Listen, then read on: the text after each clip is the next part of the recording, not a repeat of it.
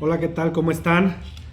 Bien, tal vez creyeron que no iba a haber hoy, que se me había olvidado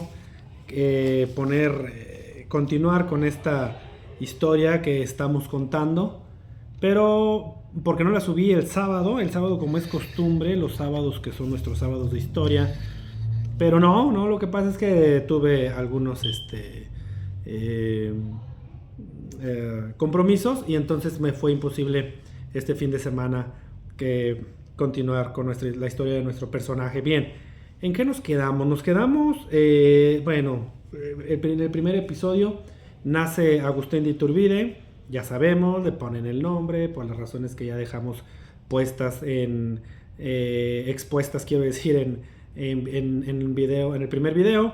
Después crece, hablamos un poquito de su educación, cómo él asiste al seminario tridentino y bueno, se casa 27 de febrero de 1805, se casa 1805. Bien, están cerca varios acontecimientos que van a cambiar la vida de nuestro personaje, ¿sí? De Agustín de Iturbide. Bien, rápidamente se casa, por supuesto, profundamente enamorado de Ana María Huarte, hija de Isidro Huarte, que ya dejábamos claro, ya explicábamos en otros videos, era un importante hombre de negocios de la provincia de Valladolid. Bien, peninsular, Ana María Huarte criolla, ambos ricos, recibe una buena dote, y parece ser que todo está preparado para tener una larga vida, una larga y feliz vida al lado de doña Ana María Huarte. Pero el destino tendría otros planes para nuestro personaje. El destino rápido lo llevaría tanto a Ana María Huarte como a Agustín de Iturbide, los llevaría a experimentar eso que todos experimentamos en algún momento de nuestras vidas. Pasar del enamoramiento, de la ilusión, de todo lo que es el noviazgo y los primeros años de matrimonio, al amor verdadero. A ese amor basado en soportar la distancia, basado en la soledad, basado en las dudas y aún así continuar amándose. Ese es el amor verdadero, aquel amor puesto a prueba una y otra vez, aquel amor que sobrevive, que soporta, que a pesar de los obstáculos se queda. Y esto es lo que nuestro personaje tiene que vivir rápidamente, pues poco después de su matrimonio se le ordena trasladarse a la Ciudad de México. Y se le ordena trasladarse a la Ciudad de México porque estallan algunos conflictos en Europa y entonces se teme una nueva guerra entre España e Inglaterra. Inglaterra se posiciona en La Habana, en Cuba, toma aquí, y entonces se teme que una vez que entren en guerra Inglaterra y España, Inglaterra ataque las posesiones de España en las Indias, es decir, en América. Y entonces, fíjense cómo es el asunto. Se ordena a todo el ejército a concentrarse en Veracruz, donde se espera que podría llegar el ataque inglés. Resulta que ahí van varios personajes, hay muchos criollos que se meten al ejército. Tenemos a Iturbide, por supuesto, tenemos a Allende, tenemos a Aldama, tenemos a Basolo, tenemos a los hermanos Michelena, tenemos a el mismo Antonio López de Santana, etcétera. Son criollos que se meten al ejército como por esta tradición que platicábamos, esta tradición por un estatus social, ¿sí? Entonces son todos enviados a Veracruz, a Jalapa, y entonces ahí se dan cuenta de que todos piensan más o menos lo mismo, todos tienen una idea: independencia, libertad, ¿sí? Para 1807 Napoleón invade España, ¿sí? Napoleón Bonaparte está en conflicto con Inglaterra, bloquea a Inglaterra. Entonces Inglaterra hace alianza con Portugal, y Portugal le permite a Inglaterra entrar por este medio, por medio de Portugal. Inglaterra puede tener contacto con la masa continental de Europa, ya que Inglaterra, como ustedes saben, es una isla. Y entonces Napoleón Bonaparte, pues por ayudar a los ingleses, decide atacar Portugal. Portugal y Francia tienen en medio a España. Entonces Napoleón Bonaparte tiene que pasar por España para invadir Portugal, y le dice a España, pues le pide de favor que si no lo deja pasar ahí para invadir a Portugal.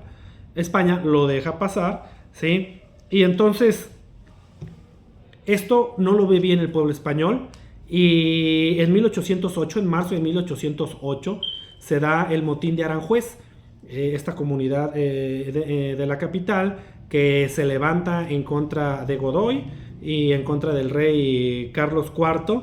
Entonces es obligado el rey Carlos IV a abdicar en favor de su hijo Fernando VII.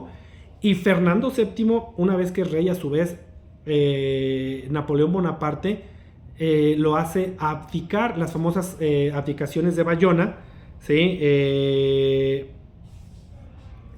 Entonces en 1808 renuncia a la corona, y Napoleón Bonaparte nombra a su hermano José Bonaparte como rey de España y de las Indias. Esta noticia, ¿cómo cae en la Nueva España esta noticia de que el rey Fernando VII ha sido removido, ha abdicado, y entonces el nuevo monarca es un francés, José Bonaparte, el famoso Pepe Botellas, el hermano de Napoleón, que así era apodado porque su afición al alcohol? Entonces en la Nueva España dicen, no, nosotros no nos debemos más que al rey Fernando VII. José de Itugarray, que es el virrey en ese momento, reúne al cabildo y nombra una junta, ¿cómo se dice? Una junta provisional para que tome el poder en lo que el rey regresa a España. Dicen, nosotros no nos debemos a ningún rey francés, mucho menos el hermano de Napoleón, por lo tanto nosotros no le vamos a obedecer. Es aquí donde se aprovecha, la primera vez que se aprovecha para tratar de obtener la independencia. Entonces dicen, perfecto, nosotros no vamos a aceptar a ningún rey, por lo tanto mientras nos vamos a mandar a dirigir nosotros solos nuestros destinos en lo que regresa el rey Fernando VII. Los españoles, los peninsulares, guiados por Gabriel Yermo, quitan a José de Itugarray, poniendo en su lugar a Pedro Garibay. Esto pasa en 1808. Acuérdense, imagínense, apenas 3 años después de que se había unido en matrimonio Agustín de Iturbide, pasaban todos estos movimientos en la Nueva España. Bien, entonces fundan su propio régimen. Ahí se enlista una serie de personas que declaran su lealtad al rey. Entonces, entre ellos, fíjense nada más, entre esa lista de personas se encontraba Félix María Calleja, ¿sí? Y también en esa lista que se publica en la Gaceta de México, que era el diario oficial de ese momento, de personas que apoyaban a Pedro Garibay, está Agustín de Iturbide. Agustín de Iturbide no se declara a favor de que el gobierno siga como hasta entonces, de que no haya ningún cambio. Esto hace suponer el hecho de que José de Itugarray haya tratado de conseguir la independencia, hace suponer que ya había pláticas, que ya había habido reuniones para pactar la independencia.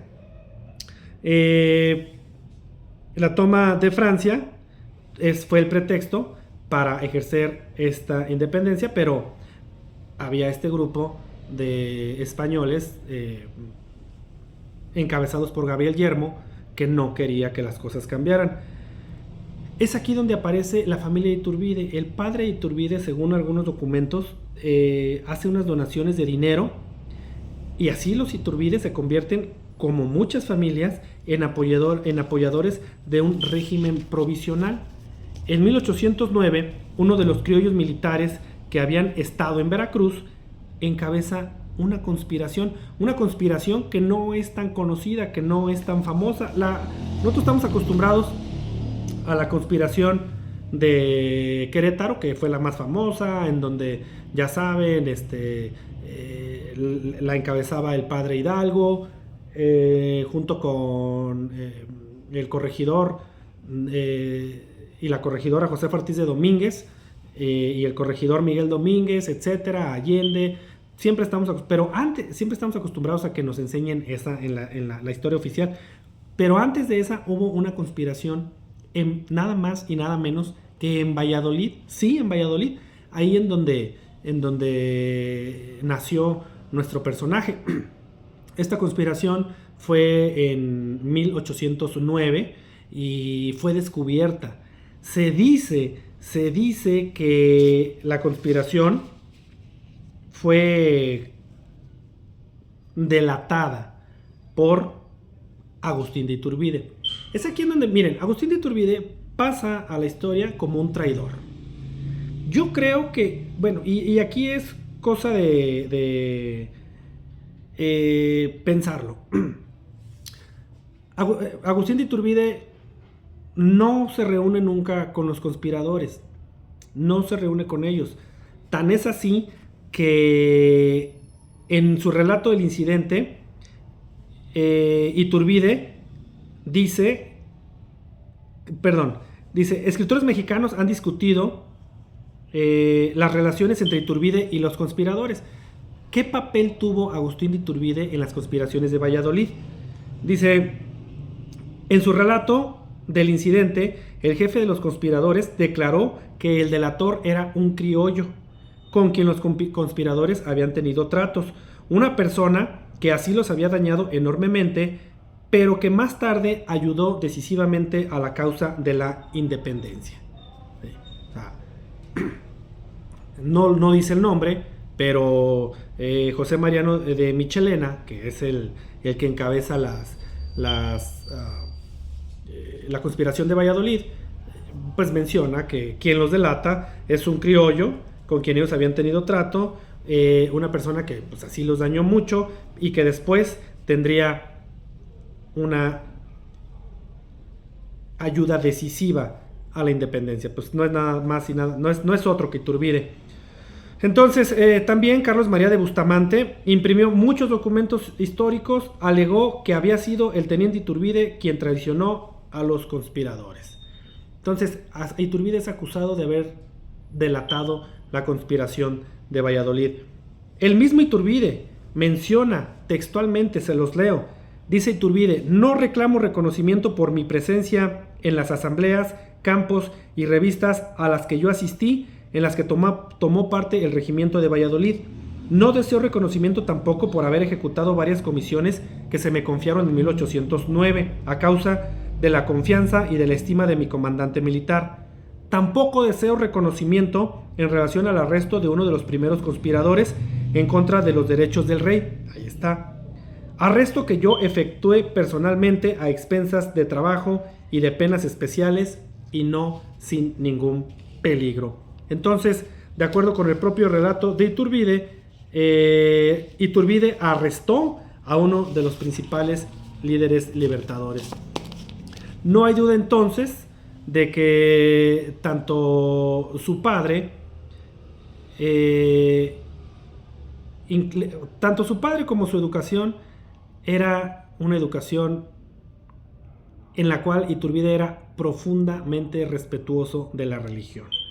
Entonces, era un joven teniente lleno de aspiraciones y naturalmente tenía interés en la conservación de la sociedad como estaba. Recordemos lo que hemos dicho desde el principio: Agustín de Iturbide pertenecía a la clase privilegiada. Por supuesto no es de suponer, a nadie le sorprende, quiero decir, que Iturbide quisiera conservar las cosas en el estado en el que estaban, que Iturbide apoyara, su papá siendo un ferviente defensor de los españoles, siendo él español y Agustín criollo, entonces a nadie le debe sorprender que Agustín de Iturbide defendiera la causa para que las cosas no cambiaran. Sin embargo, es tachado de traidor porque se dice que primero apoyó a los conspiradores y después los persiguió. En realidad, él nunca apoyó a los insurgentes, sí los combatió.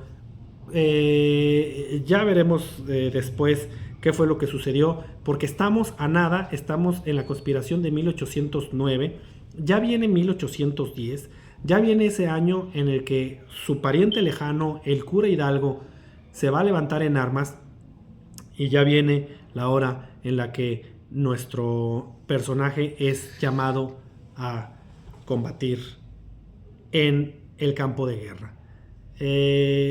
Bueno, por lo pronto aquí aparecen varios personajes. Aquí aparece ya Félix María Calleja, que va a tener una importante participación en estos eventos. Bueno, eso fue todo por el día de hoy. Muchas gracias a todos. Gracias a los que se dieron cuenta que el video no llegó el sábado. Bien, gracias por sus sugerencias también, que han sido bastantes. Muchísimas gracias también porque apenas el fin de semana ya se cumplieron las 10,000 vistas. No, ¿qué digo 10,000? 1,000 vistas, perdón, ya quisiera 10,000. 1,000 vistas. Qué bueno, es un ejercicio que estoy disfrutando mucho en el personal. Ojalá ustedes también.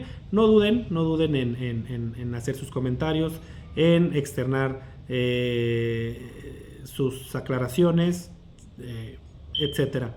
Es un canal abierto para todos. Muchísimas gracias, que estén muy bien. Nos vemos el miércoles para la recomendación de esta semana del cine. Nos vemos entonces. Esto fue un pequeño avance más en la vida de nuestro personaje Agustín de Iturbide. Hasta luego, que estén muy bien.